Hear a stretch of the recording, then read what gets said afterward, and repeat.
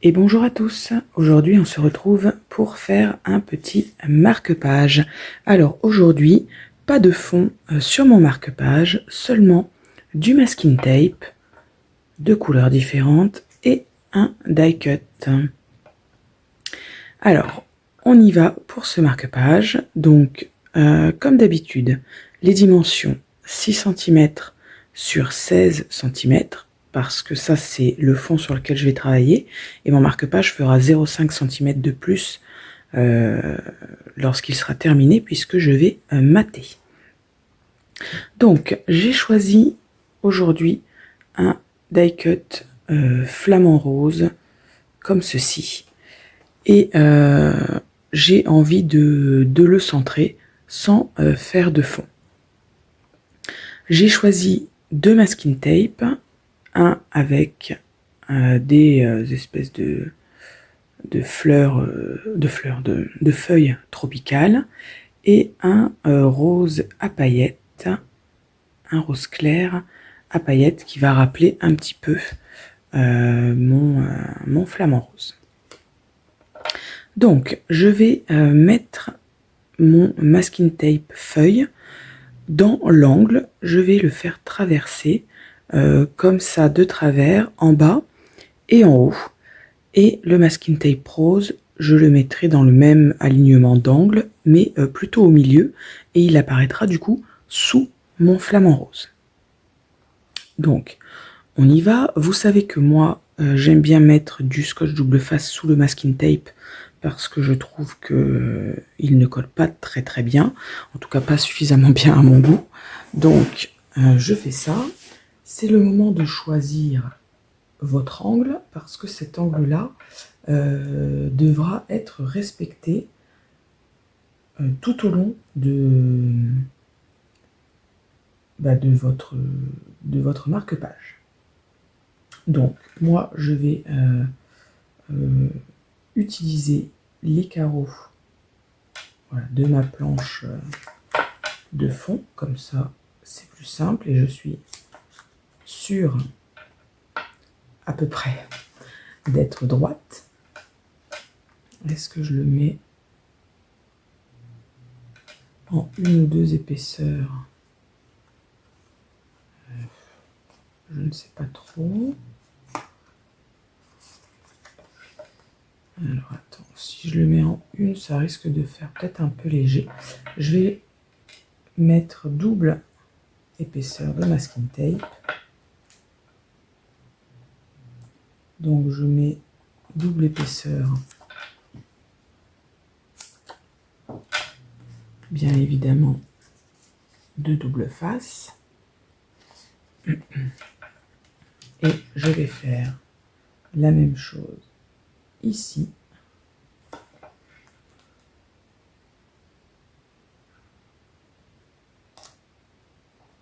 Voilà. Donc je réutilise le même angle.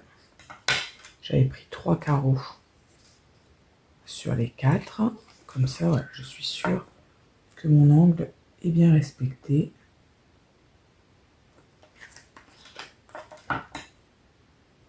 Et j'ai pas de mauvaise surprise. Voilà, donc une fois que j'ai fait ça, je vais venir positionner mon masking tape sur ça. Je vais récupérer ma poubelle parce que je suis droitière. C'est plus facile pour moi de mettre à droite. Voilà.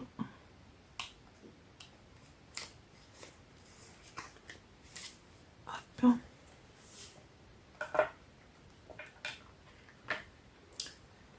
Alors, le tout c'est de trouver le bout. Le voilà.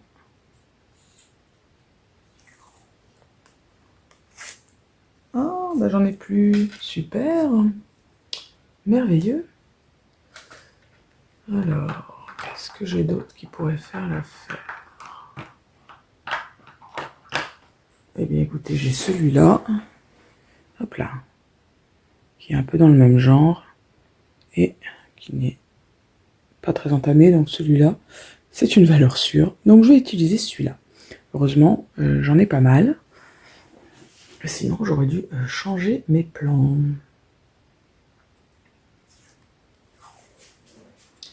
Voilà, donc je viens bien sûr positionner mon masking tape sur mon scotch double face.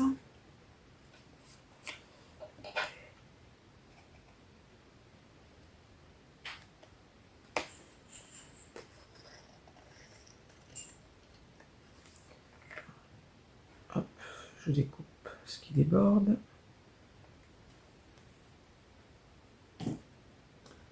Colle au doigt, j'arrive pas à m'en débarrasser. Je le fais en double épaisseur, hein, puisque j'avais prévu une double épaisseur de scotch double face.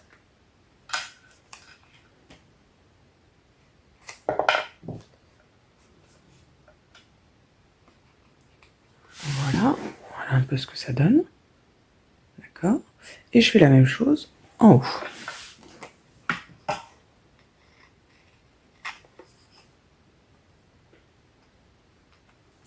J'enlève d'abord mon scotch double face.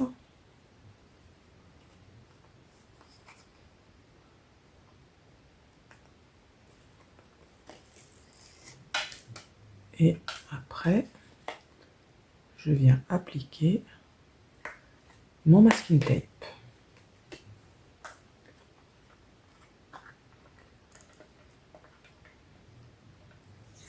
Donc le même, hein, celui avec mes feuilles tropicales.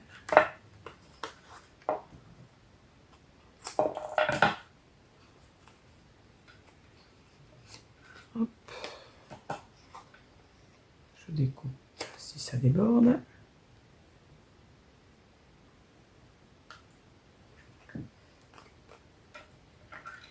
Et je viens mettre une double épaisseur.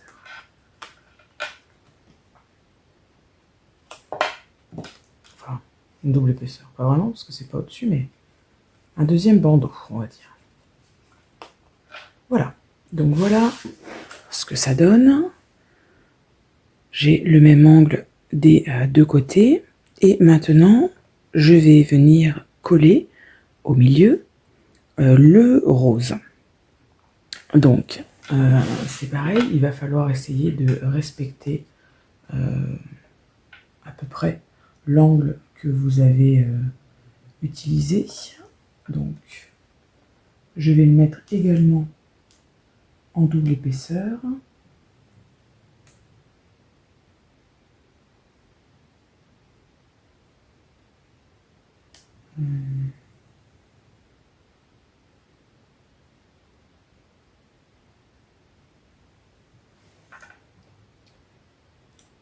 Alors, hop, si je le fais avec mes carreaux,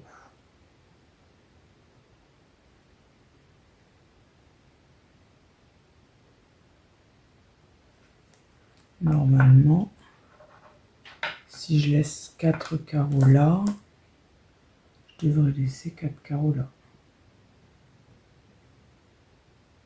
Ça devrait être ça, hein. On est bien d'accord. Ça me gêne de l'avoir droit comme ça. Je vais le pencher parce que j'ai l'impression que en le laissant droit, je ne suis pas droite. Hop. Voilà. Je vais me servir des lignes plutôt dans cet alignement. Ce sera plus facile. Hop. Voilà. Donc, voilà pour mon premier bandeau. Lui aussi, je vais le mettre sur deux niveaux. Une fois que le premier est collé, c'est facile parce qu'il ne vous reste plus qu'à coller juste en dessous le deuxième. Ah, c'est juste qu'il ne faut pas se louper sur le premier. Voilà. Alors, voyons voir. Si je centre, peut-être que celui-là, je vais le mettre en 3 épaisseurs. Je vais le mettre en 3 épaisseurs, celui-ci. et pas en deux pour habiller un peu plus le fond. Voilà. D'autant plus que celui-là, il est plus fin que celui avec les feuilles tropicales. Donc à vous, bien sûr, d'adapter en fonction des dimensions de votre masking tape. Alors après, rebelote, hein, on enlève toute la protection du scotch. Voilà, si elle veut bien partir.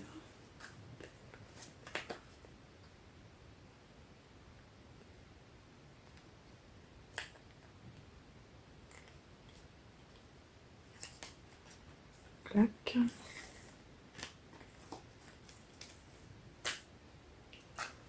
Voilà. Une fois que c'est fait, eh bien, on n'a plus qu'à recouvrir avec notre scotch masking tape.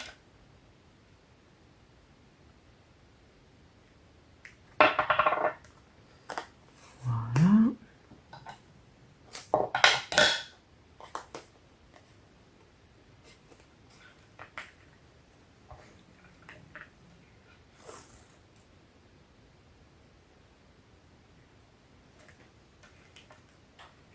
Ah, bien sûr, ça c'est accroché. Là. Voilà. Hop. Désolée si vous voyez un peu ma tête, mais il faut pas que je laisse du blanc, donc vraiment que je sois sûre d'être à la lisière, parce que si on voit du blanc entre les épaisseurs, enfin, entre les couches, si on peut dire, forcément ça c'est pas très joli.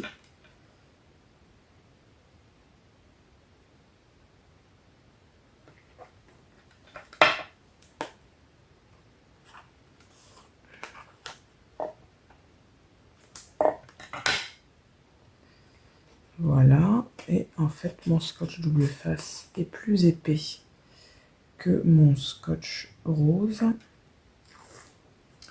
Donc je vais venir en lisière. Alors si je rajoute une quatrième épaisseur, vous voyez, ça va être trop fin.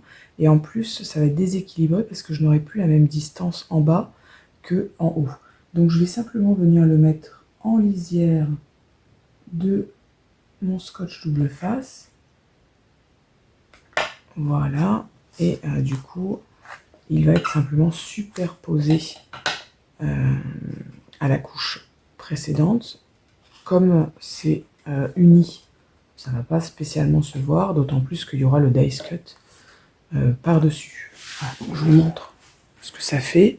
Vous voyez, il y a juste une toute petite épaisseur ici, mais ça ne va pas se voir finalement. Et comme ça, c'est plus joli, il y a un meilleur équilibre avec la partie blanche en haut et la partie blanche en bas. Voilà, c'est quasiment terminé, hein, vous l'avez compris. Donc je vais venir coller mon die cut. Je vais d'abord mettre mon scotch double face ici pour coller sur mon papier matage parce que j'ai des morceaux de scotch où la protection est enlevée et du coup ça m'accroche sur les doigts, ça va s'accrocher sur ma plaque de verre. Donc voilà, je préfère venir recouvrir tout ça, ce sera plus confortable pour travailler.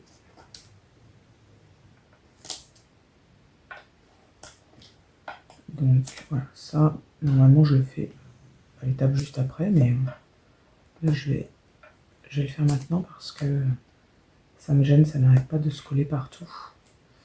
Et du coup, voilà, c'est pas très agréable. Voilà, donc je vais maintenant venir coller mon die cut par-dessus.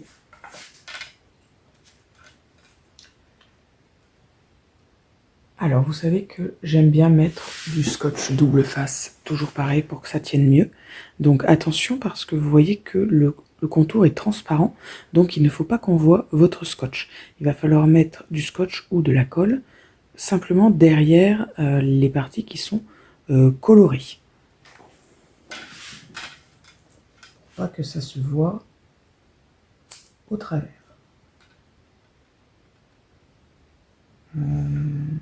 Alors ce que je vais faire, c'est que je vais enlever la pellicule pour que tout colle et que les parties où je mette le scotch collent encore mieux.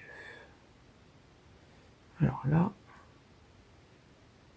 c'est la partie en général où je perds 5 minutes. Ah bah là, non, je suis mauvaise langue. En général, je n'arrive pas à décoller. Hop, c'est la galère, ça m'énerve. Mais là, ça a été. Voilà, donc, hop, on le voit pas de problème. Donc, je vais mettre du scotch sur la grosse partie en fait de mon flamant rose pour être sûr que ça colle vraiment très très bien. Parce qu'en général, le collage est un peu léger. Et comme mon masking tape en plus sur lequel il va être collé est un peu pailleté et donc un peu granuleux, donc vraiment je suis pas convaincue que dans le temps ça tienne. Donc, après, bien évidemment, on centre, on appuie bien.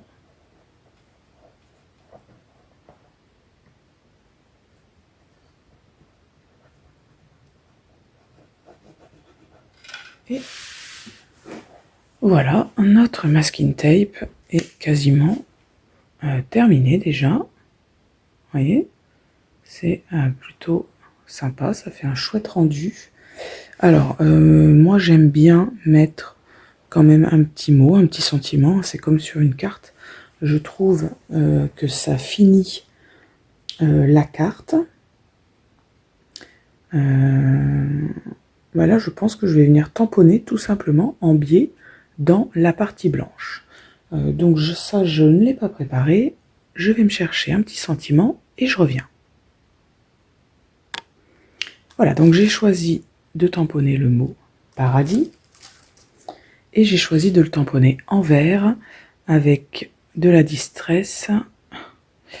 Voilà, je vous fais un gros plan parce que Mode Lone, franchement, je ne sais pas comment ça se prononce. Ils ont toujours, les distress, elles ont toujours des noms à dormir dehors. Donc, voilà, je tamponne mon petit message que je viens bien centrer.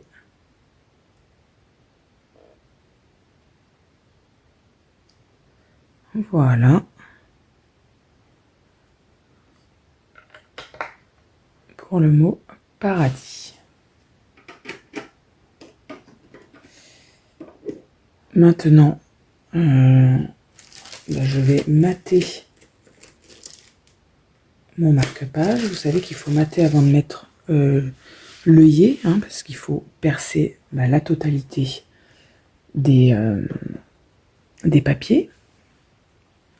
Donc, j'avais pensé mater, je vais vérifier que ça aille, sur un papier rose pour que ça ressorte.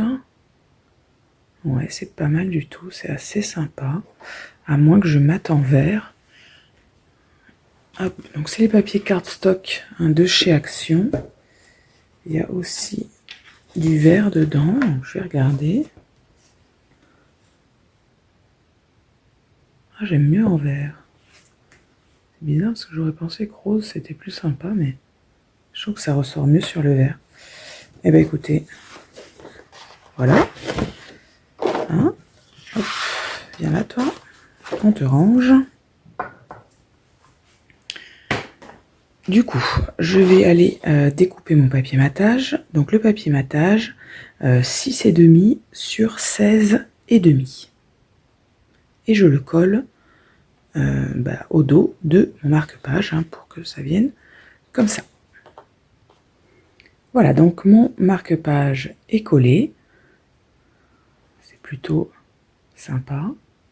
Je sais pas ce que vous en pensez, mais vous voyez, c'est pas grand-chose, un die cut et du masking tape.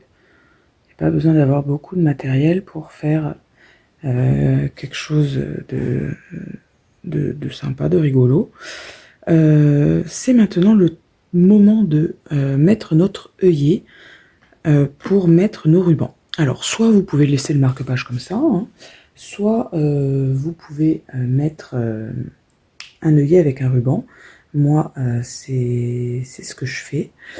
Parce que j'aime bien que mes rubans dépassent du livre au cas où le marque-page glisserait à l'intérieur. Je trouve que c'est plus facile pour retrouver la page. Mais ça, c'est vraiment très personnel. Donc, il faut choisir un œillet que l'on va venir placer à 3 cm du bord de notre papier blanc, enfin le papier sur lequel on a travaillé, puisque il fait 6 cm, donc 3 cm c'est la moitié.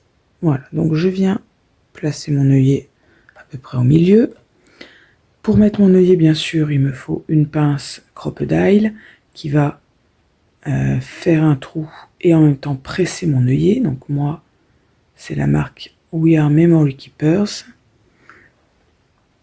Donc je place mon œillet correctement et je viens presser. Vous voyez, il est là mon œillet. Donc je viens appuyer bien fort, ça va presser l'œillet et en même temps ça va faire un trou dans notre feuille, dans nos feuilles, parce qu'il y a plusieurs épaisseurs. Voilà, hop. Voilà, donc vous voyez, j'ai bien mon trou, on voit au travers, et mon œillet est bien pressé. Ensuite, j'ai choisi 2 couleurs de ruban. Moi, j'aime bien mettre 2 couleurs. Donc, bien évidemment, j'ai choisi un vert et un rose. Hop là. Voilà, donc, je prends... Franchement, j'ai jamais mesuré, mais...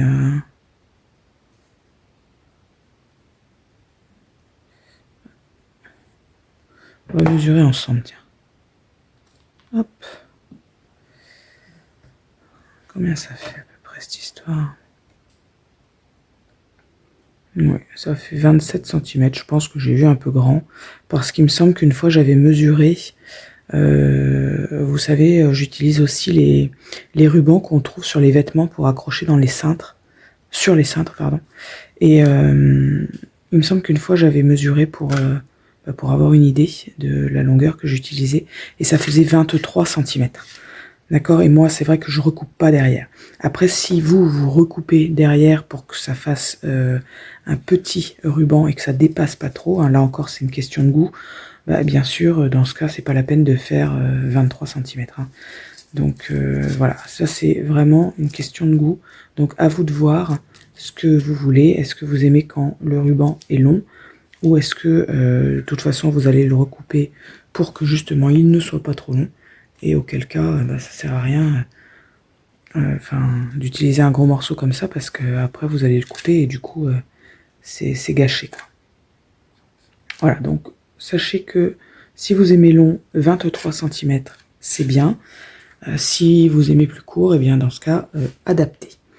Donc, je prends mes 2 morceaux de ruban, je les plie pour qu'ils soient au milieu et je dois passer les 2 morceaux de mes rubans dans la petite boucle de mon œillet. Hop là.